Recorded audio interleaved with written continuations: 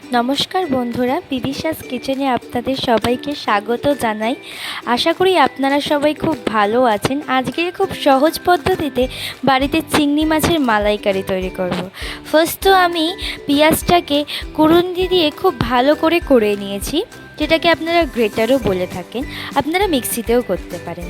তারপরে আমি ভালো করে রসুনটাকে শিলনোড়াতে বেশ মিহি করে বেটে ওই পেঁয়াজের থালাতে এক সাইডে রেখে দিয়েছি। ঠিক আছে, তারপরে আমি একটা নারকেল নিয়েছি, নারকেলটাকে মাঝখান থেকে খুব ভালো করে ফাটিয়ে নিতে হবে। তারপরে আমি ফাটিয়ে নেওয়া জলটাকে সাইডে রেখে দিয়েছি। রাখার পরে আমি নারকেলটাকে দু ভাগ করে নিয়ে ওটাকে ভালো করে ধুয়ে নিয়েছি। ধোয়ার পরে আমি কুড়ুনি দিয়ে কুড়ে নিলাম, খুব ভালো করে মিহি করে কুড়ে আমাকে দুধটা বার করে নিতে হবে, যে একটা ছেঁকনির সাহায্যে খুব ভালোভাবে বার করতে হবে, যাতে নারকেলের পাল্পসগুলো ওর ভিতরে না চলে যায়। ওটা আমি সাইডে রেখে দেওয়ার পরে উনুনটা জ্বালিয়ে নিয়ে আমি আস্তে করে কড়াইটা বসিয়ে দিলাম।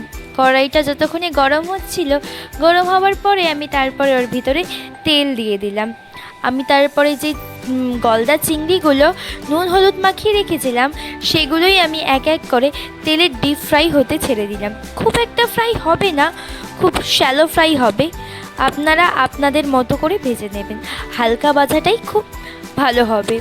তারপরে আমি চিংড়ি মাছগুলোকে এক একবার করে ভেজে নিয়ে তারপর আমি তেলটাকে গরম হতে দিলাম। গরম হওয়ার পরে আমি যে পেঁয়াজটাকে কুড়ে রেখেছিলাম গ্রেটার দিয়ে, আর যে রসুনটা বেটে রেখেছিলাম, সেটা একসাথেই আমি তেলের ভিতরে দিয়ে বেশ খানিকক্ষণ পেঁয়াজটাকে ব্রাউন কালার হওয়ার জন্য রেখে দিলাম। তারপরে আমি একটু নুন দিয়ে দিলাম, যাতে পেঁয়াজটা খুব তাড়াতাড়ি সেদ্ধ হয়ে যায়। আমি ওর মধ্যে লঙ্কার গুঁড়ো অ্যাড করলাম, তারপরে আমি ওর মধ্যে হলুদ গুঁড়ো অ্যাড করেছিলাম, তারপরে আমি ওর ভিতরে জিরে গুঁড়ো, গোলমরিচ গুঁড়ো আপনাদের মতো করে আপনারা যেটুকুনি রান্না করছেন সেই হিসাবেই দেবেন।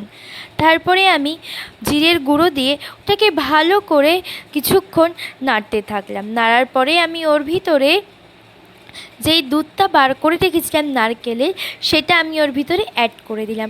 বেশ খানিকক্ষণ ফুটতে দিতে হবে। ফোটার পরেই তারপরে আমি চিংড়ি মাছগুলো ওর ভিতরে দিয়ে দিলাম।